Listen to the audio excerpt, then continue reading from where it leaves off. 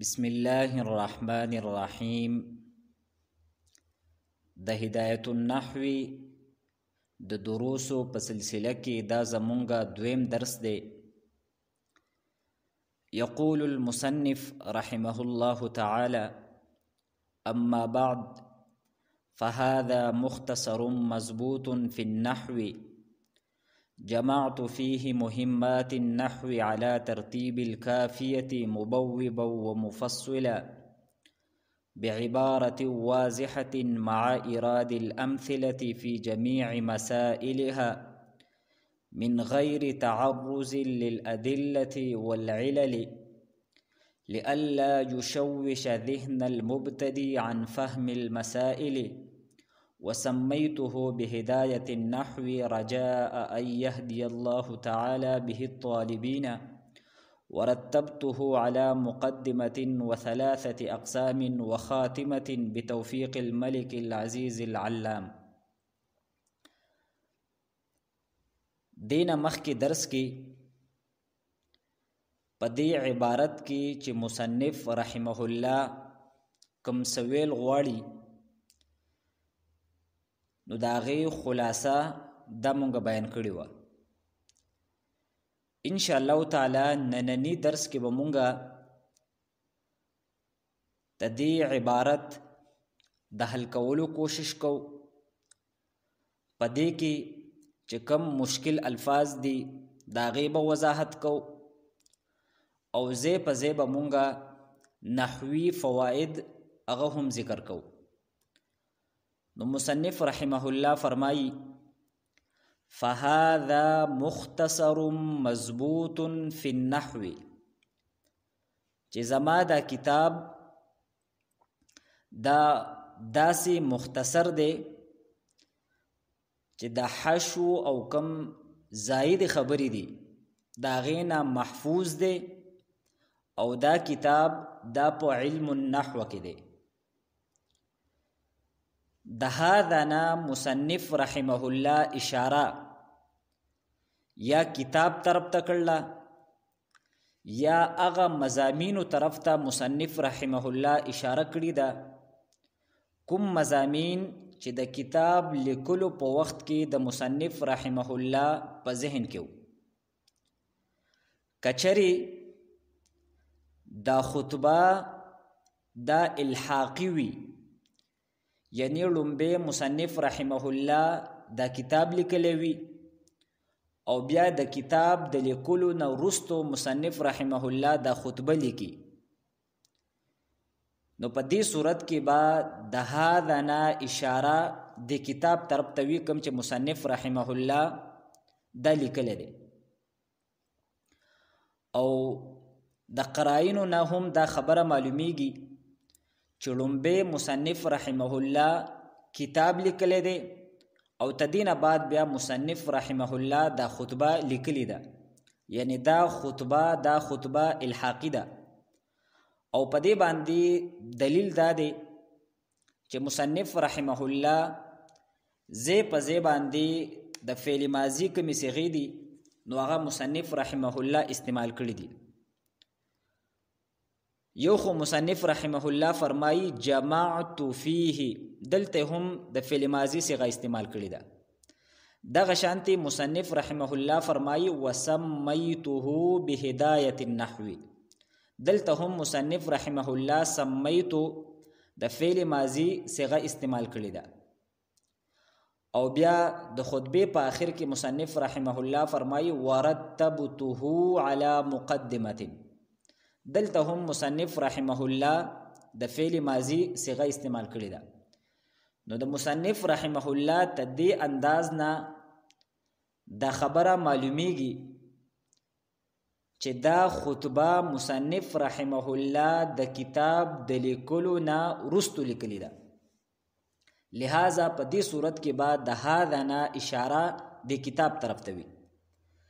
او کچری دا خطبه ابتدایی وی او ډیرو حضراتو دا قول هم لیکلی دی، یعنی مصنف رحمه الله دا خطبه د کتاب د لیکلو نه مخکې لیکي. د مصنف رحمه الله کتاب لیکلو ته اراده ده، لومبه مصنف رحمه الله داغه خطبه لیکي نو بیا په دې صورت کې د هاذا نه اشاره هغه مضامینو ته کوم مضامین چې د خطبې لیکلو په وخت کې د مصنف رحمه الله په ذهن کې نو حاصل دا شو چې د هاذا نه اشاره یا کتاب طرف ته ده د په هغه صورت کې چې کله د خطبه د الحاقي وي او یا د هاذا نه اشاره هغه مسائلو طرف ته ده کوم چې د کتاب لیکلو په وخت کې د مصنف رحمه الله په ذهن کې نو په داسې صورت کې بیا د هاذا نه اشاره دغه توي او دغه خطبه دا به ابتدایي وي. فهذا مختصر دا کتاب دا مختصر دی. مختصر دا هغه کلام ته وایي چې الفاظ لږ وي لیکن جامع وي دا هغې معانی زیاتې وي. نو مصنف رحمه الله د خپل کتاب په باره کې وایي چې زما دا کتاب دا مختصر دی. خو بل صفت مصنف رحمه الله ذکر کوي چې مضبوط فی النحو چې د حشو او زواید او کم توالت دی نو زما کتاب ته دغه زائد خبرونه دا محفوظ دی او زما دا کتاب دا په علم النحو کې دی. فهذا مختصر مضبوط فی النحو دا کتاب دا داسې مختصر کتاب دی چې دا د زائد خبرونه محفوظ دی او په علم النحو کې دی. بیا مصنف رحمه الله فرمایي جمعت فيه مهمات النحو على ترتیب الکافیه چې ما په خپل دې مختصر کې د نحوی کم اهم مسائل دي کم مقصودی مسائل دي هغه جمع کړي دي د کافی کتاب په ترتیب باندې. ففيه کې دا کم دا ها ضمیر دی دا ها ضمیر د مختصر تراجه دی یعنی ما جمع کړي دي په دې مختصر کې مهمات النحو د نحوی اهم او مقصودی مسائل. مهمات دا جمع د مهمتون ده او مهمات دا جمع مؤنث سالم دی او د جمع مؤنث سالم په آخر کې الف او تا راځي. او مهمات النحو دا په ترکیب کې د جماعتو فعل د پاره مفعولی به ده او چونکه د جمع مؤنث سالم حالت نسبی او حالت جری دوړ په کسری سره وي نو دی وجنا دلته مهمات اگر چې په حالت نسبی کې دی لیکن تدې حالت نسبی په کسری سره دی نو دی وجنا په دې باندې کسره راغلی ده. على ترتیب الکافیه د کافیه په ترتیب باندې مبوبا ومفصلا مبوبا ومفصلا دا دواړه الفاظ دا د باب تفعیل نه یا د واحد مذکر اسم فاعل صيغه دي. نو په داسې صورت کې به موږ عبارت داسې وایو مبوبا ومفصلا په دې واو او په صاد باندې به موږ کسره وایو او یا دا دواړه د باب تفعیل نه د اسم مفعول صيغه دي. نو په دې صورت کې به بیا مونږه په واو او په صاد باندې فتحه وایو نو مونږ به داسې وایو مبوبا ومفصلا. کچری دا دواړه مونږه د اسم فاعل صيغه والو نو په دې صورت کې به دا دواړه الفاظ دا به حال وي د جماعتو کې کم تا ضمیر دی د متکلم تدینه. نو په دې صورت کې به بیا مونږه معنا داسې کوو چې ما جمع کړي دي په دې مختصر کې د نحوی مقصودی مسائل د کافی په ترتیب باندې په داسې حالت کې چې زه باب باب او فصل فصل جوړون کې ومه او کچری مبوبا ومفصلا دا مونږه د اسم مفعول صيغه والو نو په دې صورت کې دا خو یا حال دی د مهمات نه مهمات النحوی د مفعول به نه نو په دې صورت کې به بیا مطلب دا شي چې ما جمع کړي دي په دې مختصر کې د نحوي مقصودی مسائل د کافی په ترتیب باندې په داسې حالت کې چې دغه مقصودی مسائل دا ما باب باب او فصل فصل کړي دي، او یا دا مبوبا و مفصلا دا حال دی په فيه کې د ها ضمیر نه، او دغه ها ضمیر مختصر طرف ته راجیو. نو بیا مطلب دا شي چې ما جمع کړی دی دا مختصر په داسې حالت کې چې دا مختصر دا ما په باب باب او په فصل فصل کې تقسیم کړی دی. بیا مصنف رحمه الله فرمایي بعبارت واضحه، په داسې عبارت سره، یعنی په دې کتاب کې ما داسې عبارت راوړی دی چې هغه واضح دی، او تدې سره سره مع ایراد الامثله فی جمیع مسائلها، په دې ټولو مسائلو کې ما مثالونه هم راوړي دي. زما د کتاب یو خوبي خدا ده چې په دې کې ما آسان او واضح عبارتونه راوړي دي، او تدې سره سره چې کم قاعده او کم قانون ما ذکر کړی دی، کم مسله می ذکر کړی ده، نو مصنف رحمه الله فرمایي چې تدغه قاعده او تدغه مسلې ما مثالونه هم راوړي دي. مسائلها کې چې دا کم ها ضمیر دی، نو دا ها ضمیر دا خو یا مهمات طرف ته راجع دی، او یا ته د ها ضمیر نه اشاره شوي ده مختصر طرف ته. په داسې صورت کې به بیا دا مختصر دا د رسالتون د هغې په تاویل کې وي، یعنی دا مختصره رساله. په دې کې چې ما کم مسائل ذکر کړي دي نو ما د هغې مثالونه هم راوړي دي. من غیر تعرض للأدلة والعلل، بغیر د ذکر کولو د دلایلو او د علتونو نه، یا بغیر د چیړلو د دلایلو او د علتونو نه. مصنف رحمه الله وی چې ما دلایل او کم علتونه دي نو دا په خپل کتاب کې نه دي ذکر کړي.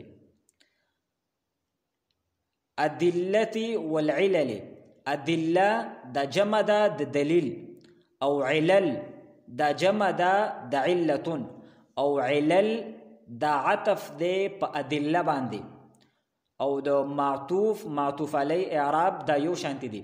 نو څنګه چې ادله مجرور ده د لام حرف جار د وجنه، نو دغه شانتی علل دا هم مجرور دی د لام جار د وجنه.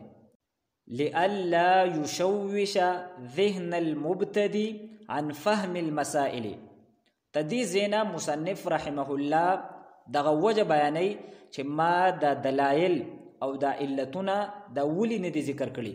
نو دا غي وجه مصنف رحمه الله دا بیان کړی دا چې ما دا کتاب د ابتدایي طلباو د لپاره لیکل دي، نو کچري دغه دلایل او دا علتونه دا ما ذکر کړی وي نو د ابتدایي طالب علم د لپاره با کم نفس مسله دا پاغي باندې پویدل دا بیا مشکل وي.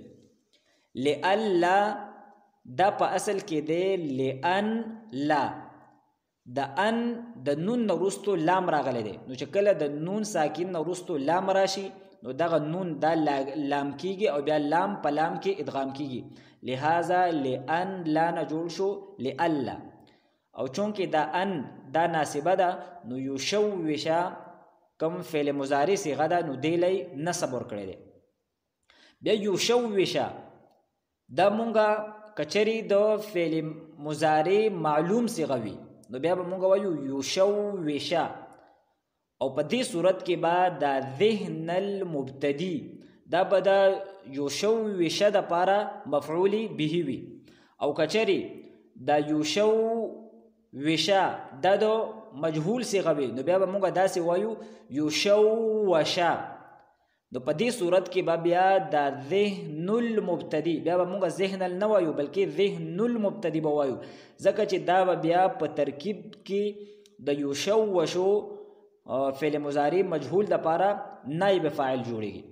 نو مصنف رحمه الله فرمایي لئلا یشوش ذهن المبتدي عن فهم المسائل.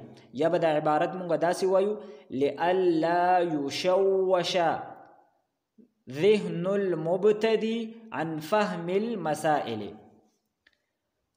بیا مصنف رحمه الله فرمایي وسمیته بهدایة النحو، چې ما ته د خپل کتاب نوم هدایة النحو دا دله مې دا نوم ایښوی دی او دا نوم مې ولې ایښوی دی، نو مصنف رحمه الله د هغې وجه بیانوي رجاء ان یهدي الله تعالی به الطالبین، په دې امید باندې چې د دې کتاب په ذریعه باندې الله جل شانه طلبه کرامو ته هدایت وکړي. دلته په اکثرو نسخو کې رجاء په تنوین سره ذکر شوی دی داسې رجاء،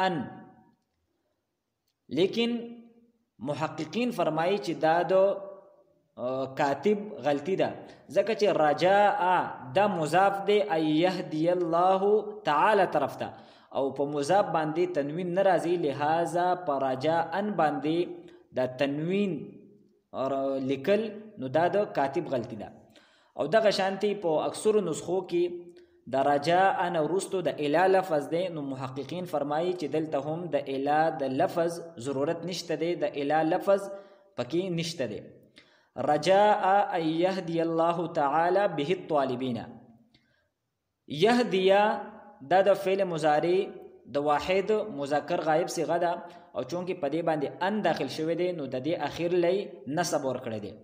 او الطالبین دا د یهدیا فعل د پاره مفعول به ده، چونکې الطالبین دا جمع مذکر سالم دی او د جمع مذکر سالم حالت نسبی په یا ما قبل کسری سره دی، نو دی وجینا دلته الطالبین تدی د یا نه مخکې زیر راغلی دی. رجاء ان یهدي الله تعالی به الطالبین. بیا مصنف رحمه الله فرمایي ورتبته على مقدمة وثلاثة اقسام وخاتمة، چې ما دا خپل کتاب دا مرتب کړی دی په یوه مقدمه باندې وثلاثة اقسام او په درې اقسامو باندې.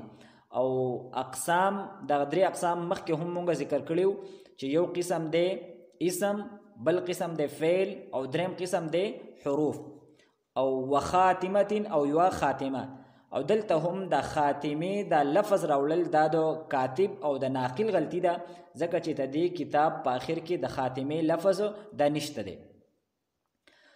ثلاثه اقسام دا عطف دی په مقدمه تین باندې، او چونکې په مقدمه تین باندې علا داخل شوی دی د هغې د وجې نه مجرور دی، نو دغې وجې نه د ثلاثه دا هم مجرور دی د هغې باندې د عطف کېدلو د وجې نه. او خاتمتین دا هم عطف دی په ثلاثتین باندې، نو چونکې هغه مجرور دی نو خاتمه دا هم مجرور دی. بتوفیق الملک العزیز العلام، د هغې بادشاه په توفیق سره چې کم زورور دی او په هر څه باندې پوهه دی. د درس په آخر کې به مونږ یو دوه اهم قواعد دا ذکر کو کم چې په دې عبارت کې بار بار استعمال شوي دي. یو د مضاف مضاف الیه په باره کې او دویمه قاعده د موصوف او د صفت په باره کې. د مضاف مضاف الیه په باره کې به مونږ دا قاعده یاد ساتو چې کله دوه درې څلور یا پنځه اسمونه راشي او د ټولو نه کم اخرنی اسم دی، هغه اسم د معرفي په قسمونو کې یو قسم وي او تدینه مخکې چې دا کم اسما دي په دغه اسماو باندې الف لام نوی داخل شوی، نو دا اسما به خپل منځ کې عام طور باندې مضاف مضاف الیه جوړیږي. دا قاعده یو ځل زه بیا ذکر کوم چې کله دوه درې څلور یا پنځه اسما دا یو ځای راشي او په دې ټولو کې چې کم اخرنی اسم دی دغه اسم دا د معرفي په اقسامو کې یو قسم وي او تدینه مخکې چې کم اسما راغلی دي نو دغه اسماو باندې الف لام نوی داخل، نو دا عام طور باندې په خپل منځ کې مضاف مضاف الیه دا جوړیږي. اوس راځو مونږه د دې قاعده اجرا له په دې عبارت کې. نو که مونږ تاسو وګورو نو جماعت فيه مهمات النحو، مهمات النحو دا دواړه اسمونه دي. دا دویم اسم دا د معرفي په قسمونو کې معرفه بالالف ولام دی، یعنی هغه معرفه ده چې په هغه باندې الف لام داخل شوی دی. او دا کوم لومبه اسم دی په دې باندې الف لام نشته دی، نو دا په خپل منځ کې مضاف مضاف الیه دی. مهمات دا مضاف دی او النحوی دا مضاف الیه دی. دغه شانتي ترتیب الکافیه دا هم په خپل منځ کې مضاف مضاف الیه دی. دویم اسم دا معرف باللام دی او لومبه اسم په دې باندې الف لام نه دی داخل شوی. بل مثال دی مع ایراد الامثله، دلته اوس درې اسما راغلي دي، یو دی مع، دویم دی ایراد او دریم اسم دی الامثله. نو په دې درې وڼو اسمونو کې کم د اخرنی لفظ دی الامثله، دا د معرفي په قسمونو کې معرفه بالالف ولام دی او تدین مخکې چې دا کم دو اسمونه دي نو په دې باندې الف لام نه دي داخل شوي، نو دا په خپل منځ کې مضاف مضاف الیه دی. مع مضاف دی ایراد طرف ته، او ایرادی دا د مع د پاره مضاف الیه دی او د الامثله د پاره مضاف دی او الامثله بیا د ایراد د پاره مضاف الیه دی. بل مثال دی جميع مسائلها، دلته هم درې اسمونه دي، یو دی جميع، یو د مسائل او بیا په اخر کې ها ضمیر. نو دلته هم درې اسمونه دي او کم دریم اسم دی، نو دا به معرفي په قسمونو کې اسم ضمیر دی او تدینه چې مخکې کم اسما دي نو په دې باندې الف لام نه داخل شوی، نو دا به هم په خپل منځ کې مضاف مضاف الیه جوړیږي. جميع مضاف دی، مسائل دا دو جميع د پاره مضاف الیه دی او ها ضمیر د پاره مضاف دی او ها ضمیر بیا مضاف الیه دی. دغه شانتی ذهن المبتدی، دلته هم دو اسمونه دي او دویم قسم دا د معرفي په قسمونو کې معرفه بالالف ولام نو دا هم مضاف مضاف الیه دی. او داسې فهم المسائل، هدایت نحو او بیا په اخر کې توفیق الملکی، نو دا ټول په خپل منځ کې مضاف مضاف الیه جوړیږي. اوس راځو مونږه د موصوف صفت په باره کې به هم دا قاعده مونږ په خپل ذهن کې کیدو چې کله دو اسمونه وي دواړه نکری وي یا دو اسمونه وي او دواړه معرفي وي او دواړه په خپل منځ کې په واحد تثنیه او جمع کې موافق وي، نو دا هم عام طور باندې په خپل منځ کې موصوف صفت جوړیږي. چې کله دو اسمونه وي دواړه نکری وي یا دو اسمونه وي او دواړه معرفي وي او په خپل منځ کې په واحد تثنیه جمع کې موافق وي، نو دا عام طور باندې موصوف صفت جوړیږي. اوس راځو مونږه په دې عبارت کې یو څو دغه شانتي مثالونه دي هغه مونږ ذکر کوو. مختصر مضبوط، نو مختصر دا هم نکره ده، مضبوط دا هم نکره ده، نو دو اسمونه دي دواړه نکری دي او دواړه واحد دي، نو دا په خپل منځ کې موصوف او صفت دی. مختصر دا موصوف دی او مضبوط دا صفت دی. او موږ په دا خبره بیا ساتو چې د موصوف صفت اعراب یو شانتی دي، څنګه چې مختصر مرفوع دی نو دغه شانتی مضبوط دا هم مرفوع دی. بل مثال دی عبارت واضحه، دلته هم دو اسمونه دي دواړه نکری دي، عبارت دا هم نکره دی، واضحه دا هم نکره دی او دواړه واحد دي، عبارم واحد دی واضحم واحد دی او دواړه مؤنث هم دي ځکه چې دواړو په آخر کې ګول تا راغلی ده، لہذا دا په خپل منځ کې موصوف صفت دی. عبارت دا موصوف دی او واضحه دا صفت دی، نو د دواړو اعراب هم یو شانتی دی، عبارت دا مجرور دی او واضحه دا هم مجرور دی.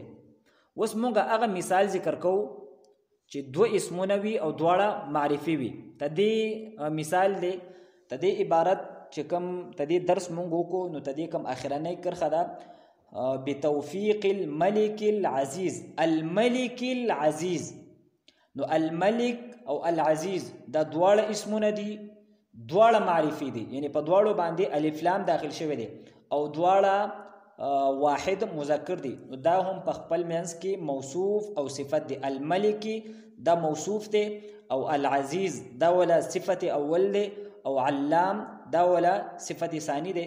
نو چې دا تدې کوم قواعد مونږه ذکر کړل چې تدې مونږه دغه شانت اجرا کوو نو د نحو نه چې زمون کوم مقصود دی نو هغه به ان شاء الله تعالی ډیر زر مونږ ته حاصل شي. او د نحو مقصود دغه دی چې مونږه کوم نحوی عبارت دی دا صحیح وایو نو کدا سي اجرا مونږه د په نحوی یا د فقه یا د حدیث یا د قرآن کې کو نو ان شاء الله تعالی ډیر زر به طلبه کرام دا د مضبوط استعداد والا شي. الله جل شانه دې مونږ ته تدې کتاب کوم شرح کول دی دا آسان کی. واخر دعوانا ان الحمد لله رب العالمین.